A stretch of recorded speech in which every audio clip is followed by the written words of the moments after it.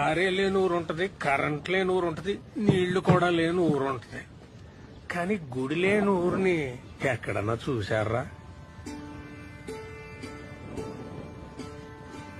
ఉండరా ఉండదు కదా. ఉండదు. అలాంటి ఊరే ఉండదు. ఎందుకో తెలుసా? ప్రతి గుళ్ళోని దేవుడు ఉంటాడని కాదురా, ఆ గుడి ఆ దేవుడిగా చెప్పాలని, ఆ కథ మనకు గుర్తుండిపోవాలని కడతారా. మన రామాలయం సీతను కాపాడుకున్న రాముడు కథ కాదు చెప్పేది. అలాగైతే అది ప్రేమ కథ మాత్రమయ్యేది కదా.